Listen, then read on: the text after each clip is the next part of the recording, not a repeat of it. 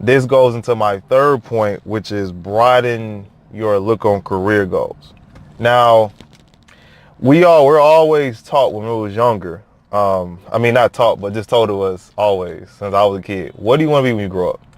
All of us say, I want to be a doctor. I want to be an astronaut. I want to be I want to be a dentist. Yeah, and a lot of us even go into college thinking that I want to be this, I want to be that. And sometimes you can't go into thinking about a specific thing. I'm going to be a doctor. So I got to do 12 years of school. I'm going to be a dentist, so I need to do 8 years of school and the clinicals and all of that. So broaden that. Think about a skill set. Even at an age, even if you're 17, 18 years old, we all have a certain either skill set that you might love to do. Like for example, mine's I have a skill to where I love working with my hands. I I love to troubleshoot. I love to fix things. So that was one of the things I broadened minds out to. Like I had to think like, what is my real passion? What is my real skill that I'm passionate about? Which was working with my hands, troubleshooting. So when I started looking, I was saying, what is a job that for me will work that it involves on the job? I mean, working with my hands, troubleshooting and fixing things. And that's why I chose to be an electrician. That's why I went to school to be an electrician. And then, like I said earlier, did my research. Did the research, found out that electricians are in high demand right now because it's a lot of reasons why. I'll talk briefly about why electricians are such in high demand and why it's such a great field to get into is because one, everybody, we at a age right now, I don't know why a lot of people my age like to really they're not really like to work the hands-on type of career. That's just what I've seen. Most of my friends, even my friends, they don't, if I told one of my friends would you like to be an electrician? You said, no, I pay somebody else to do the hands-on hands-on stuff. So that's one of the things about we're just taught to not be hands-on, and it's sad, but it keeps the job at a high demand. And also another thing is a lot of the older guys that's been in the trades all these years are retiring. So there's companies out here looking like, we need electricians. They're hiring even on the job training. They're just trying to get people in, just to teach them, a good worker to get in and teach them everything about the trade, and they paying good money, very good money, so that's one thing on talking about the technical side of just being a hands-on worker. But that's my thing, but let's touch into other bases. When we talking about when I say broaden your horizon, okay, you want to be a doctor. So that means you want to be a part of, it's like, why do you want to be a doctor? You got to ask your coach, why do you want to do this? Not just because you've seen it, you're like, I want to do this. Why? That kind of opens up the thing of your skill set. Why do I want to be a doctor? Well, I love to help people. That's one great thing. So you love to help people. You want to be in part of healthcare. And then you should be looking into other, just the alternative trades and doing the research, being a nurse. Now, granted, nursing has gotten a lot more, it does require a lot more schooling than it used to. But at the same time, it's still a lot less schooling than becoming a doctor. And then nurses make really good money. Another good one, if you're looking at I want to be a dentist. Okay, great. So broaden that out. Why do I want to be a dentist? I like to work on teeth. I like to clean teeth, whatever. That can just be a certain type of idea you can think about. Then that opens up another job market, which is really big right now. I did the research on, which I'm going to bring up and talk about. Okay, so for example, a dental hygienist. You can become a dental hygienist. Dental hygienist, I didn't realize it. I did my research, and I personally know a dental hygienist as well. But according to BLS, I'm on BLS, Bureau of Labor Statistics site right now.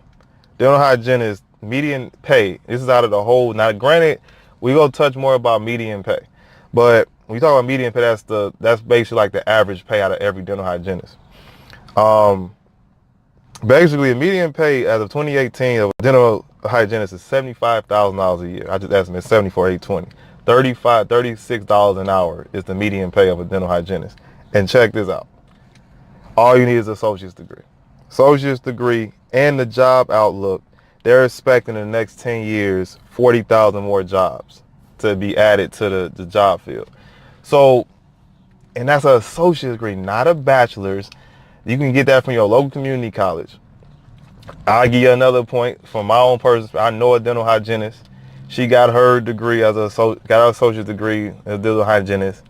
And within like 2 years of working in the field, she's now making $40 an hour. $40 an hour. And she loves her job. And she doesn't even, some days don't even work 40 hours in a week. She has days off. She has a long weekend. And she makes good money. You know, and this is all with a 2-year degree, you know, and that's at a community college, you know, so that's just something to look into. If you want to be, another thing, if you want to be part of healthcare as well, another great thing is looking into becoming a I know firefighters make good money. It's a good trade. It's a great trade to get into. And it doesn't require again, associate's degree. EMT requires a paramedic requires a certification, which you can get at your local community college. So like I said, going back, do your research, look at your local community college and see what trades are offered, what trade types are offered there. I go to Perry State College, which I think is probably one of the best trade schools in our area. They're putting in a mechatronics program. They got a great tool and die program, a great CNC machining program. You know, so just look at what you have. They also have a great nursing and dental hygienist program. You know, so look at your local community college. Look into your skilled trades first. Look into those first. That's the first thing you should be looking into when you getting out of whether you getting out of high school or whether you just you thinking about making a career change now. Look at your local community college and see what they have. You know, you just don't know what they can possibly have to offer. You know, so some more trades to look into. Like if you're also looking to, you know, in the engineering side of things, like you might say, I want to be an engineer. Broaden that out. Why you want to be an engineer? You know, you might say, I want to design and build. I want to design programs. I want to design buildings. I want to design this. You know, broaden that out. If you like to design and build, like I said, you can look into welding. Welding is another great trade that's growing right now, and it does require a lot of designing and a lot of building.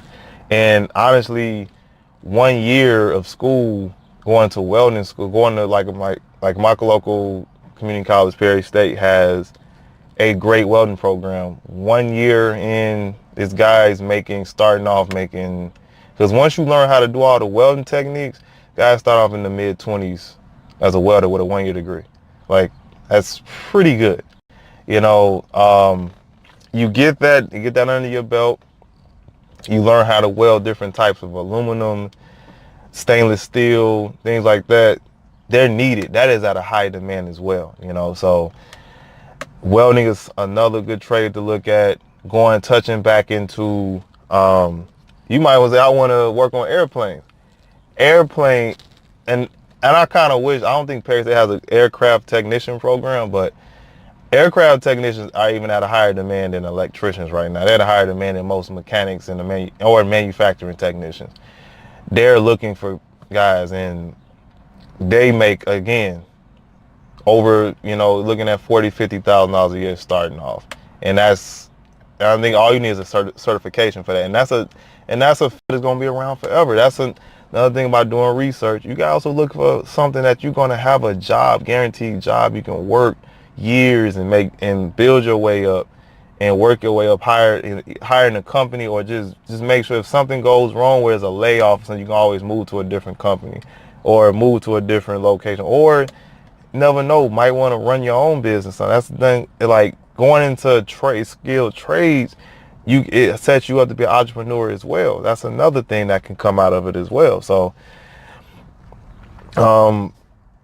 yeah, aircraft. I can give you like a touch back on transportation. Another, that's just looking at the trends. Transportation is booming right now. So just like they need truck drivers, of course.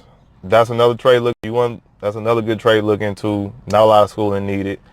So, and I know countless. Half of my friends are like transportation. They truck drivers, and they making a killing right now, like 50 to 60,000 a year. And some of them even have a lot of. I know a lot of people say, "Oh, we on the road all the time," but some of them they drive locally and make good money. So, but like I said, that going to the technician side of things. What if the truck breaks down? We got 1 million trucks on the road right now. Truck breaks down. What they need? Technicians. They need diesel technicians. And that's another great field to get into. And that's a certificate. I personally know diesel technician, built his way up, started off in low 20s. Now he's working at waste management, making high 20s. He's like, with the overtime, he's probably making $60,000, $70,000 a year. Loves his job, and this is with a certification. You don't, like I said, is jobs out here where you want to make 60 plus. It's a lot of guys I know with bachelors not even making 50 grand, and they $50,000-$60,000 in student loan debt. So whereas you flip it around, it's guys making 55, 60, and they only spent, some of them didn't even pay for school, like including me. I'll touch later now, like at the end, I'll touch down on my story, and I hope my story helped motivate you guys to really like look into trades. But I just wanted to touch around on overall, because I don't want to just be talking about being an electrician or being a technician, because there's more things you can do besides that.